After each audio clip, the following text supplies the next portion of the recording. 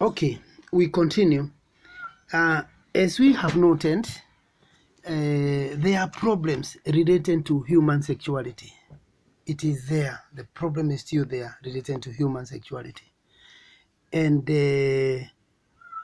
we have noted that these are sacred areas in both African religiosity and even the Christian religion or any other religion. Matters to do with human sexuality are sacred and have a special purpose in God's plan for humanity. So God intended that a sexual relationship is respected and not abused, and therefore what we refer to as deviant sexuality is a behavior that is not acceptable because you deviate to or you move away from the usual or accepted standard of behavior. Now, if you look at the Bible itself, it lays guidelines on matters of sexuality. Now, you look at premarital and extramarital. There's also bestiality, there's also rape, there's also prostitution, there's incest, there's homosexuality itself are forbidden and condemned in the Bible as sexual immorality and are considered a sin against God. Both Jesus Christ and St. Paul teach on purity and chastity. Chastity is more or less purity. Purity not just of the heart, but purity in all we do, in all our discourses. And we can look at some of these deviant or problems related to human sexuality. And of course, we start with the number one, premarital sex. You like to call it fornication. This is where unmarried people meet. And what are the causes and effects of it? Causes include pornography also stimulates people. Curiosity, everybody is curious. They say curiosity killed the cat. There's drugs, there's alcoholism, there's prostitution itself, there's peer pressure, there's inadequate sex education, there's breakdown of religious values and traditional ties, there's testing fertility, there's fear of rejection. You think you have to give in so that maybe you increase chances of being accepted. There's general permissiveness in the society, among others. Now, you note something that changes to one's greater freedom in attitudes and behavior that happened in the 1960s and 1970s, especially the greater freedom in sexual matters have really taken place, especially when people try to advocate things like abortion that we are about to consider as especially pro-choice group as opposed to pro-life group, we shall see. And this entails being around to act according to one's likes. Of course, there are huge impacts and effects of the human sexuality. And it includes pregnancy, early marriages, illegitimate children, sexually transmitted infections, and human immunodeficiency virus, acquired immunodeficiency syndrome.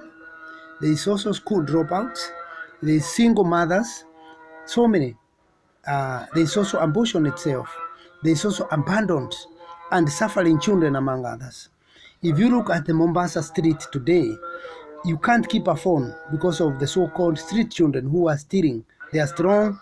Somebody seems to be cooking for them, giving them food, and their byproduct, mainly this human sexuality, where it is misused. Once it is misused, it can bring all these things we are talking about. Now, we need to understand what Matthew 15:19, Matthew 19:1-3, Mark 10:2-12, and Mark 7:21-23 says. Even other verses will talk about it, that God intended it to be inside the institution of marriage, not outside it. Even Exodus 22:16-17.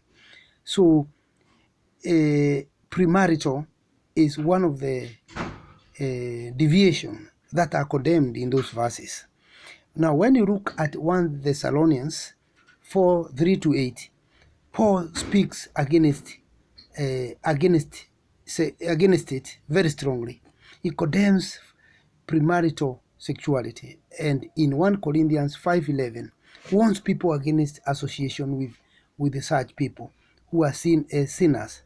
In Ephesians 5:1-7, he speaks against fornication, understanding that fornicators will not inherit the kingdom of God.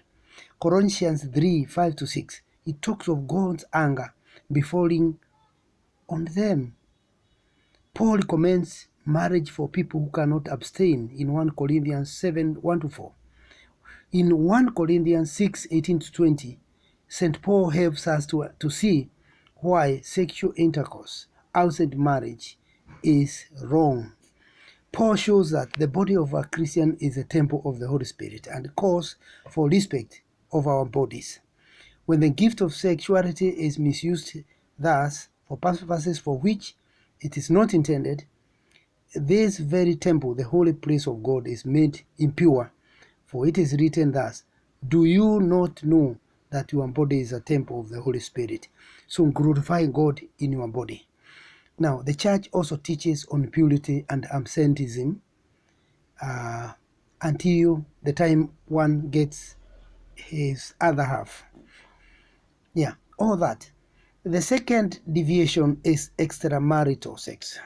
It's called adultery. Now, adultery means sexual intercourse between a married person and someone other than the legal partner. What are the causes? Like that other one we have noted there. One cause is lengthy separations due to situations such as working conditions. One is working in Mombasa, the other one is in Kisumu, and there's no money to travel and see the other person.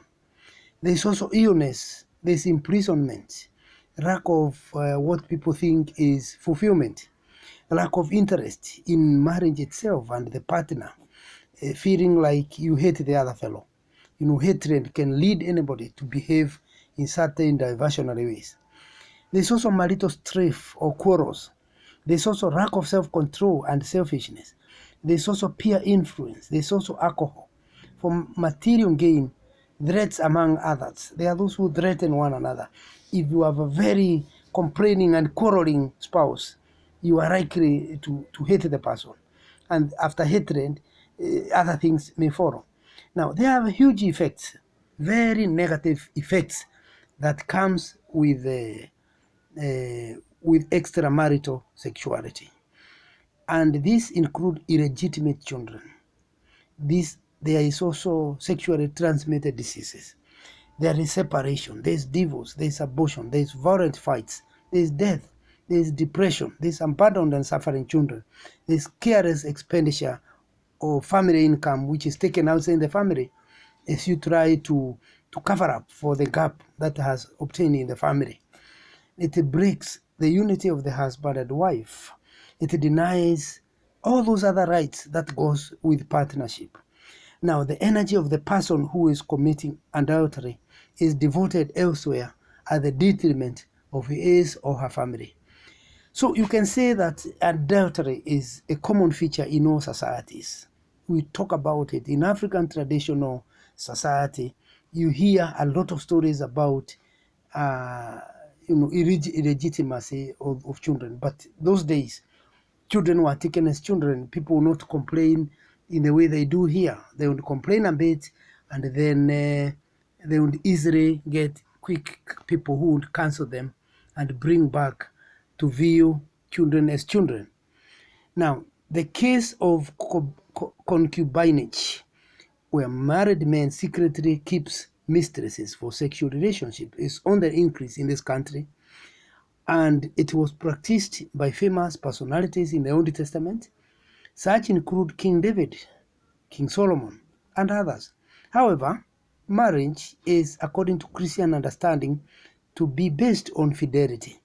During a Christian marriage, the man and woman take vows to declare faithfulness to each other.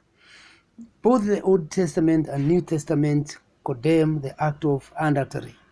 One of The 10 Commandments of God, Exodus 20:14, is, "You shall not commit adultery." In Leviticus 18:20, 20:10, and Deuteronomy 22:22, the punishment for it is death. In the book of Jeremiah 5:7 and 13:27, adultery is one of the sins that God will punish people for. You look at Christ, he also condemns it. Now, in Matthew 5:27 to 28, he affirms the commandment given in Exodus 20:14. Even the lustful desire for a woman is wrong, as you have committed adultery in your heart. In Mark 7:21 to 23, Jesus, of course, use those ones I've mentioned. Jesus speaks of the evil things that defile a person. Fornication and adultery are some of them. Not many Christians honor these teachings. The church itself is grappling with this problem, as many church leaders are also involved in adultery. So you can see the confusion. If the church is involved in it, the church leadership is involved in adultery, and they are leaders of the church, what does that mean? We are in trouble. And the English people say, don't tremble, till tremble troubles you. So the church leadership, the church has also trouble.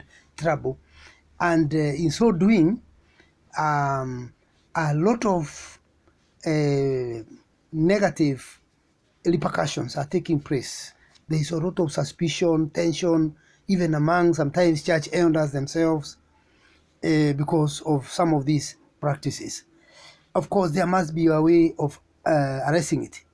Another, we call them another problem related to human sexuality. Very quickly, we talk about it, is prostitution. Of course, this is like something that has become the norm. Now, it is everywhere, across the religious divide, the social divides, and of course, it doesn't come the way we knew it in the past. It has changed colors, and you see it being practiced in another way. It is the act of offering one's body for in return for money or other favors. Even in the university, we are used to hear about they used to call of marks for given out of sexual relations, which is very bad. It's bad. What are the causes? It includes unfulfilled sexual desires and uncontrolled sexual craving. It may also be due to wrong separation of husband and wife. At times, it may be lack of self-respect and self-control. Sometimes it could be rejection from family. When you feel rejected, or even friends, and you feel isolated, you may do anything. There is also poverty eating the country. Sometimes it may push somebody to any limit. There is also economic difficulties generally. Other causes may include rural-urban migration. There is also peer influence. There is also unemployment. There is also permissiveness in society, the so-called don't care attitude. That brings permissiveness. I can do what I want. I have my body is mine. It doesn't have to be controlled, like with a remote control by anybody, whether it's a parent, an elder, or a church leader, or a religious practitioner, imam, sheikh. It doesn't matter. It is mine. Effects of prostitution may include careless expenditure of family income by men, family breakdown, sexually transmitted diseases, violence, including death. I saw people fighting for a woman together in a city somewhere. It was bad. They could almost kill her. I don't know whether she killed her. There's loss of respect in society, among others. Once they discover she's moving with this and the other, there's a tendency for the so-called jealousy among men. Even women have fought, women taking their husbands, and sometimes it has caused death. Why should you take my spouse? Now, all that has caused a lot of challenges. There is also widespread, so prostitution was a widespread practice during the Old Testament times, and even today. Now, what is wrong with it? Now, one reason why it remains a very unpopular practice is it undermines the real intention of God in having sexuality. because it was meant for companionship and expression of a loving relationship.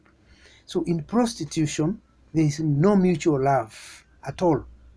You see, what was meant to be something friendly has become something controlled by other forces, okay, outside the real intention. So prostitution is condemned both in the OT, if you look at, and NT. Look at in the OT, Proverbs 7:127, Leviticus 19:29, the NT, 1 Corinthians 6:15-17. Now, you look at Prophet Amos and Prophet Jeremiah. They also spoke strongly against the practice, particularly Amos 2:7, Jeremiah 5:7. However, it is important to note that Jesus Christ forgave the sinful woman, the prostitute, showing sympathy for her in Luke 7:36-50, and aroused her to wash his feet. So there should be able to pray for them, pray for even men who entice and induce, and pray for the nation to recover economically if that is the case. Pray for the quarreling couples to stop so that the sanity of their and the sanctity of marriage may remain. There's need to empathize and sympathize, not necessarily to condemn. Understand the situation of other people. You can find yourself there. I can find myself there. Anyone can find himself or herself in an awkward position because of unwanting situations.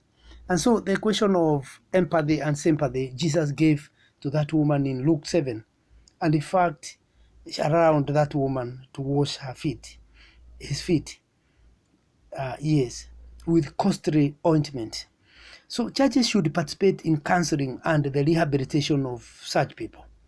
The church need to condemn prostitution, but the church need not just condemn prostitution, but instead work towards removing the social and economic causes of prostitution. They should act like an alternative government and do their best to elevate poverty, pain, and all those things that challenge people to go to get to this far. And also challenge the government not to flatter it, to address the plight of the street children, the plight of joblessness in the country. Challenge the government not to squander, to stop corruption, so that the resources of the nation, build industries, create more jobs, all that. There's also need to train them in skills that can help them earn a living. Yes. Another problem with the human sexuality is bestiality. Now, this is where a person seeks to achieve sexual gratification with animals. Okay? And the causes includes drugs, alcoholism, mental disorder, curiosity, and loneliness. There is also abnormality. You see, when you are normal, why would you want to get into certain limits, certain length? Why should you go to certain lengths? Now, effects of bestiality include arrest and imprisonment. That is the Kenya we know about. The act of bestiality is against the law, it's against the penal codes, it's against the law, the constitution of the land. You also lose dignity, respect, okay? You lose yourself, you have a broken personality. There's also social rejection, you feel rejected. And this is condemned in the Bible. In Exodus 22:19 and Leviticus 20:15-16, bestiality is punishable by death. Whoever lies with a beast shall surely be put to death. Now, in Leviticus 18:23, one of the laws of sexual morality is that none should defile their bodies by behaving or by having sex with an animal. It is a perversion. So sex was intended by God to be between human beings and not with animals. Allow me now to look at the other item. Should be the fifth item on problems with sexuality. Very quickly. It's called incest. If there are comments, raise it up as we go along. Now, this is sexual relation. Bestiality is sexual relations between persons regarded as closely related to marry each other. We read daily incidences of incest in the media, and children seem to be the major victims as fathers commit incest with their daughters. Incest is most of the times hidden in families because it is across family members who are involved. Research estimates that 90% of incest cases never come out in the open. Because it's a family matter, we may want to cover it up and hide it to avoid more embarrassment. When relatives engage in it and really embarrass the norms of the society, the cultures, the customs, the beliefs, and even the Christian faith itself. Causes include drug addiction and alcoholism, mental disorder, separation of married people, all that. Their effects. The consequences of incest are great as victims may suffer emotional, physical, psychological torture for years and years.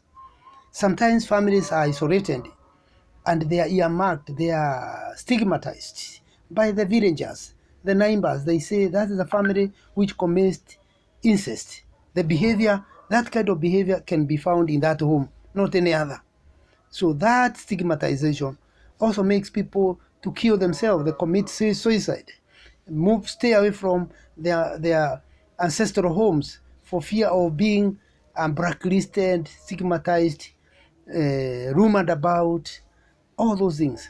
Sometimes a pregnancy occurs and this confuses relationships because these are relatives. What else do you do? Do my relatives marry one another? Now, children born out of incestuous relationships may suffer from mental retardation because of biological complications. There can also be abortion out of this incest, conflict in the family that may lead to family breakdown. Now, the ones who have committed the offense may suffer depression, loss of dignity and status. Incest is condemned and forbidden in both the Old Testament and New Testament. God instructs Moses to caution his people against having sexual relations with close relatives in Leviticus 18:6 to 18 and Leviticus 20 to 30. Paul in 1 Corinthians 5:1 to 3 also condemns incest, which he says will be judged very, very harshly. If you read 1 Corinthians chapter 5:9 to 13, he says incest will be condemned very harshly. In fact, is it 1 Corinthians chapter 5? Yes. He tells Corinthians, chase the man who is taking his mother-in-law's, maybe it was a polygamous family. So comes a younger person in that family, and Paul says, chase him out of the church. So you can see the kind of punishment. He says that is not something you can easily forgive. The other one is rape. It is another problem of human sexuality. Rape is another disorder, another mistake. It is to force someone to have a relation with you by using violence. Now, the number of rape cases is increasing in the society. Now, we read about rape in the newspaper every day. Even yesterday, I hand through, is it KTN News, even Citizen News. It took place when a very young fellow was saying somebody did this, a relative.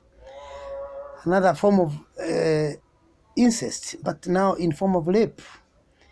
Rape can happen between people who are strangers or even people familiar to each other. Okay? We have also heard of rape in marriage. I needed to know this. It came with Archbishop Kuria many years ago, that it can happen. I personally don't know how that can happen, but it is possible. Causes, curiosity again, drugs again, alcoholism again. You don't know what you are doing. You are not in charge of yourself. You are under influence of drugs, so you can do anything. There's also indecent dressing. There are some women who dress, with very short dresses. Yet they are very young and they are dealing with very young people who may not be able to easily control themselves. But of course, Everybody should be in charge of himself. You are not a car or a bicycle without brakes. You just follow as you want. There's also male dominance. There's also pornography. There's also peer pressure.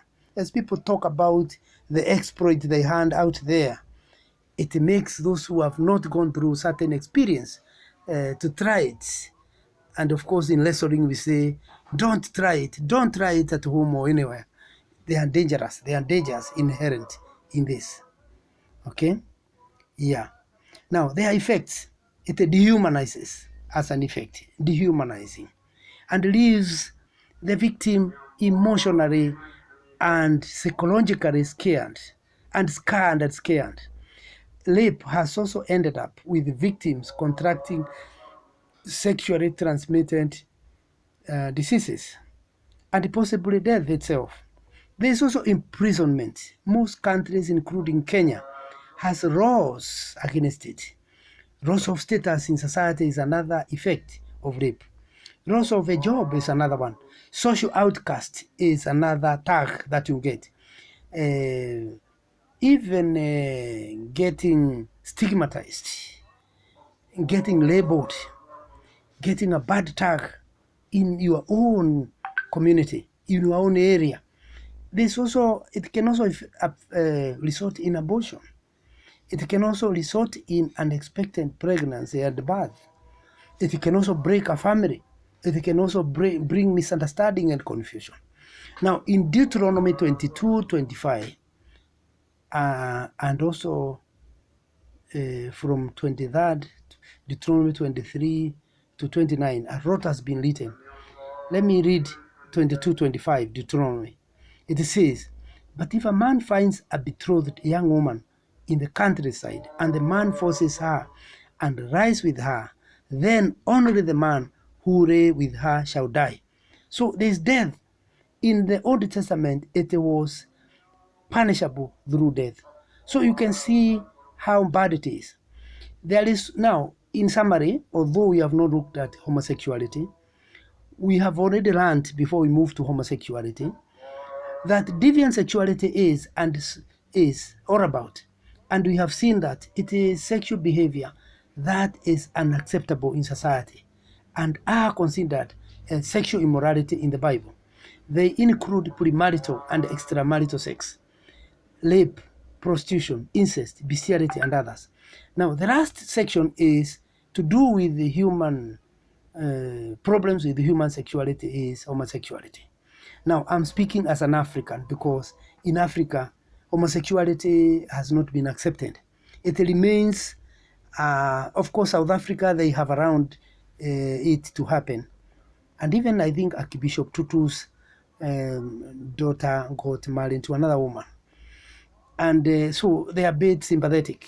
Outside South Africa, I don't know anywhere else where it has been accepted. So let us look at it and say that it comes from the Greek word homo, meaning same. Of course, homosexuality is sex between a woman and a woman or man with another man. But when we talk of heterosexuality, not hetero, I'm lacking the word for it, but I'll get it as we go along. But let me say that homosexuality is a sexual preference for members of one sex. Some people are exclusively homosexual, while others engage in homosexual behavior only under special circumstances. That is, it is situational.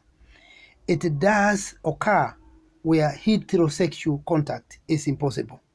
Heterosexual, for example, in prisons, in military, and in boarding schools, you hear girls school practicing homosexuality. But rather than heterosexuality between man and a woman, between different sexes, others have heterosexual and homosexual experiences. Some practice both. That is, they are bisexual. Both males and females can be homosexuals because female homosexuals are usually referred to as lesbians, or male homosexuals are called gays. Now, there are major theories given for causes of homosexuality, and they include, number one, biological stroke genetic theory, number two, sociological theory, number three, psychoanalytical theory. Allow me to talk about biological theory very quickly and say that some scholars suggest that homosexuality has a biological cause, that people are born homosexual. It is in their nature. This means that nothing can be done about it. Many studies have been conducted to prove this. Proposers or proponents of this view argue for the biological theory, and they rely on two main studies. Dr. Simon Levy conducted a study in 1981 on the brains of 41 corpses. They consisted of 19 homosexual men and 16 men and women, presumed to be heterosexual. He reported that a cluster of neurons in a distinct section of the brain were generally smaller in the homosexual men as compared to the heterosexual men. He therefore came up with a hypothesis that the size of those neurons may cause a person to be either heterosexual or homosexual. Dr. J. Michael and Dr. Richard Pirard performed a study in 1981 on twins. They found that of all identical twins studied, 52% were both homosexuals. From this, they suggested that the genetic makeup might be the reason so many identical twins are homosexual. Now, that's one. Let's look at the second one, theory that is used to justify homosexuality. It is called sociological theory, mentioned earlier.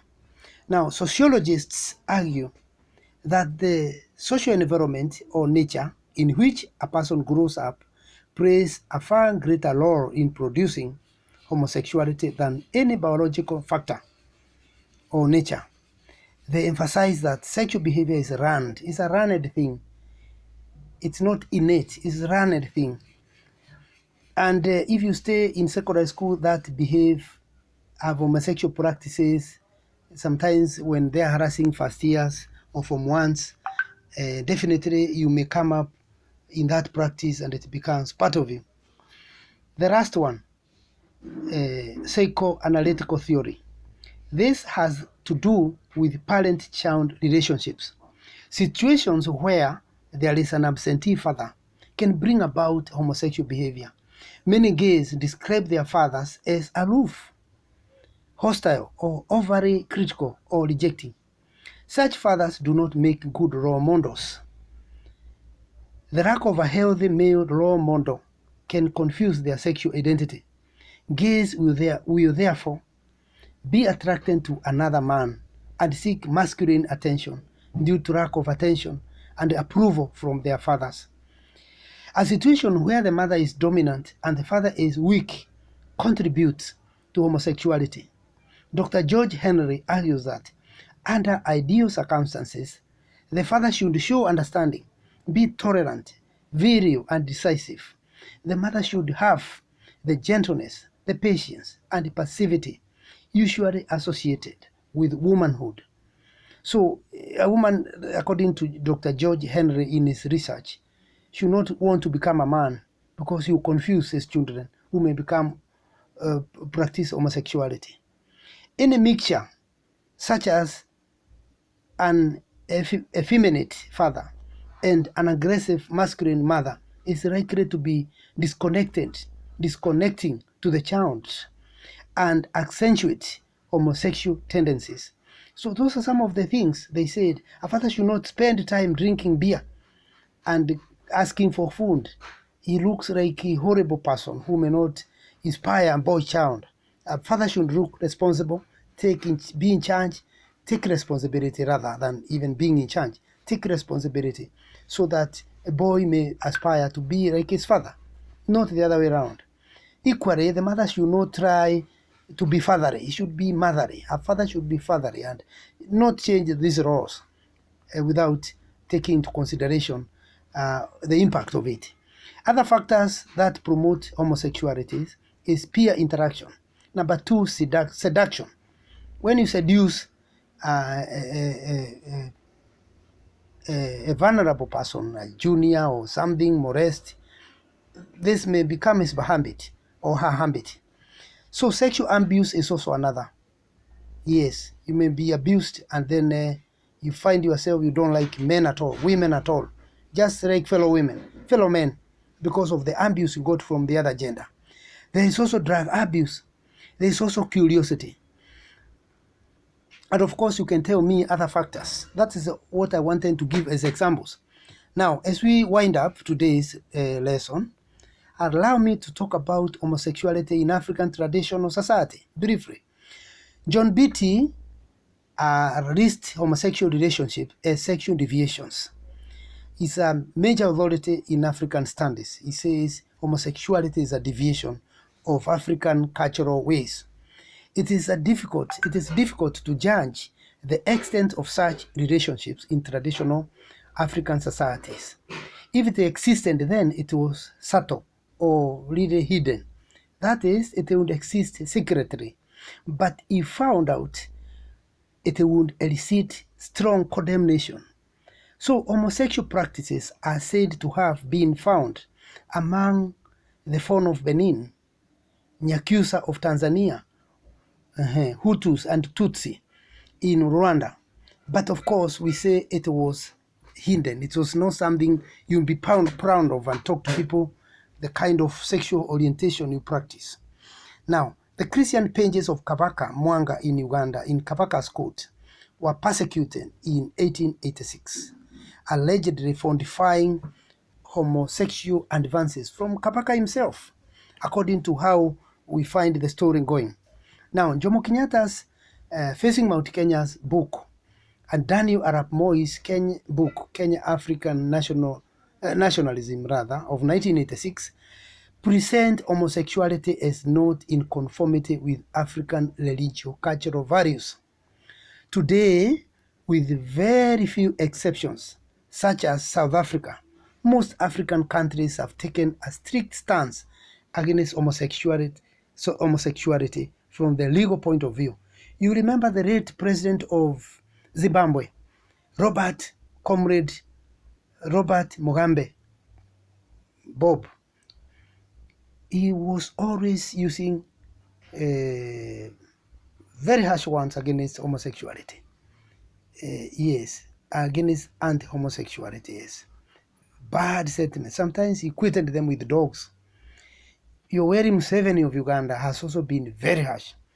Uhuru Kenyatta also said it's not part of us Kenyans. It's not us. Who else? Every other person, even the current president Ruto, has said the same about it. Now, there are biblical teaching about it. Even Sam Nijoma also equated them with animals and beasts, those who practice it. That shows the deep pain people have about it. Because you can see in African tradition, sexuality was mainly about to bring about procreation. It was a symbol of wealth to have so many children. And one cannot understand why such would happen.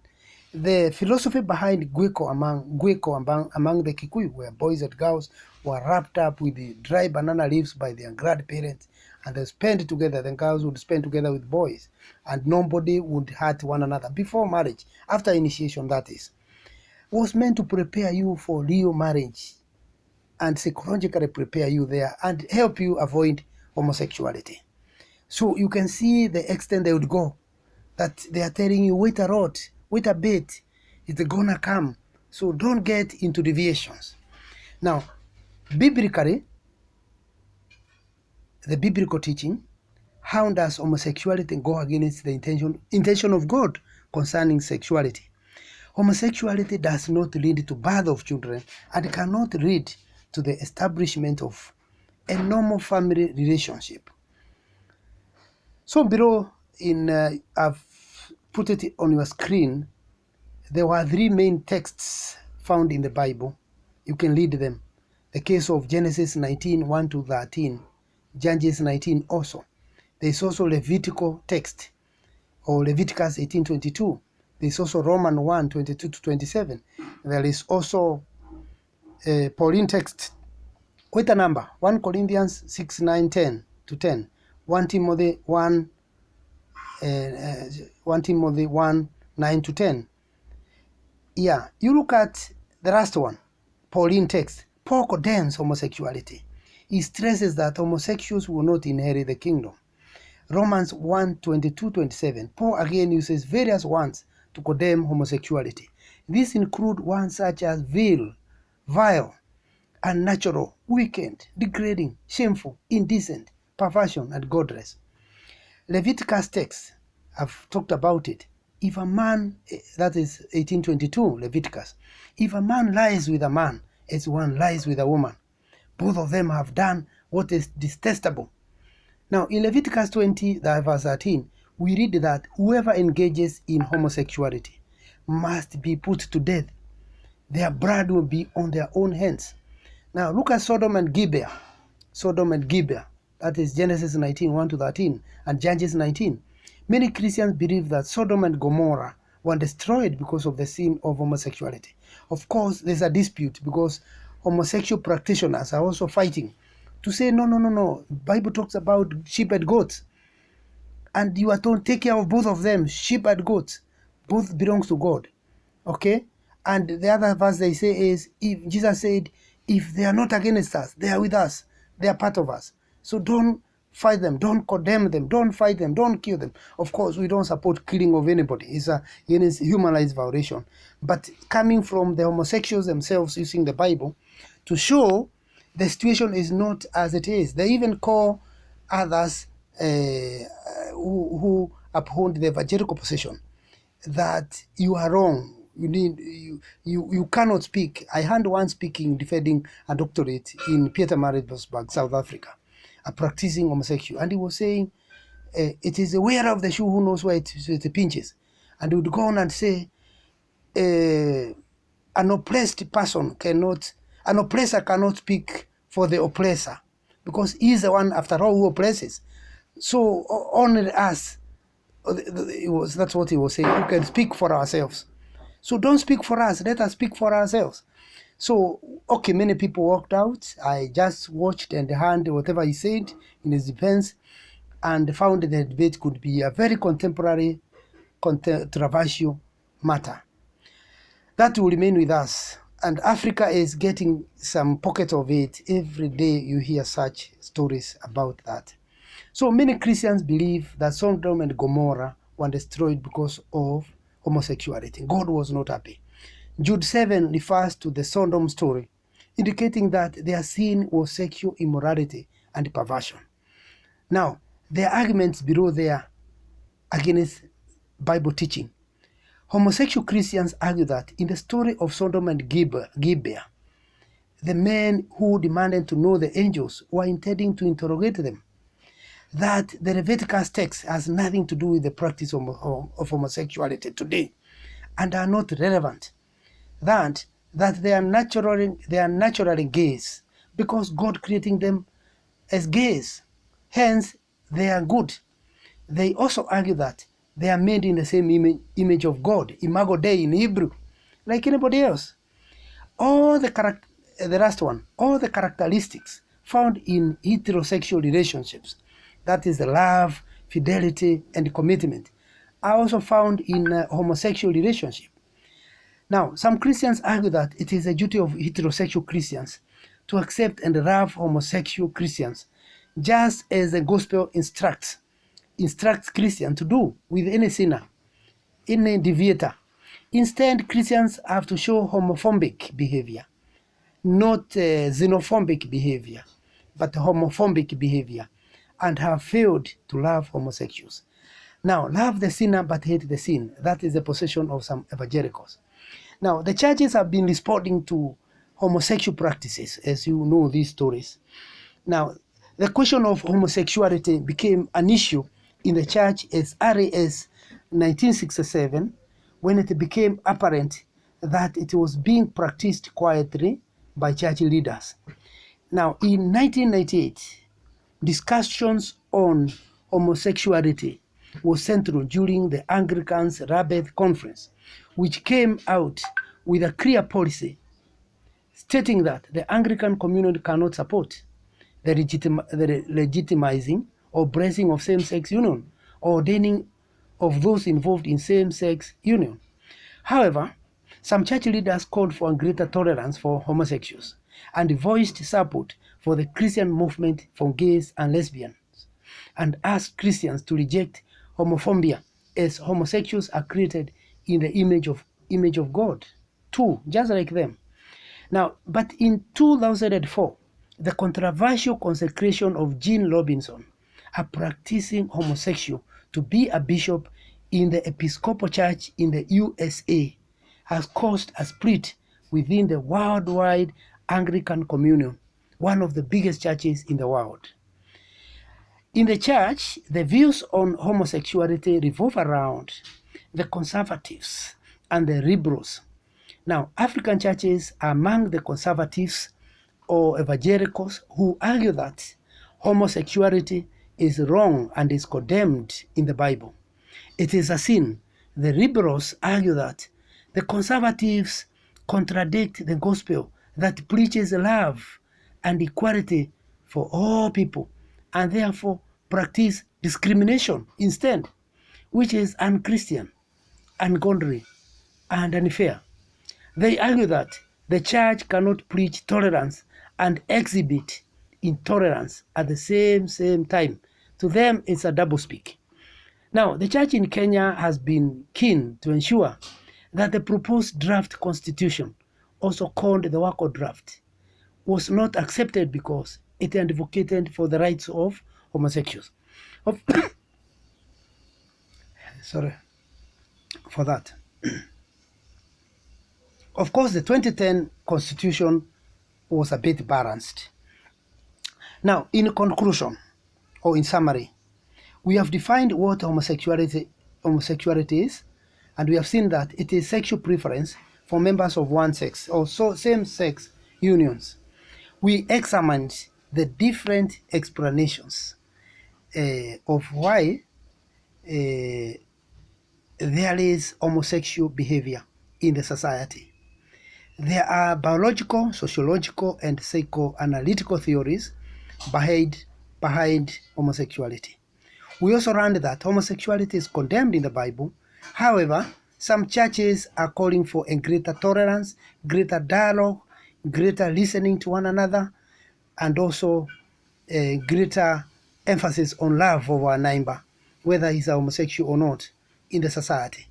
That is the far we end the very long topic on problems with sexuality within the study of contemporary trends, or the contemporary trends in Christian society, Christian response to ethical issues in our contemporary times. If no comment, we stop there. Thank you very much.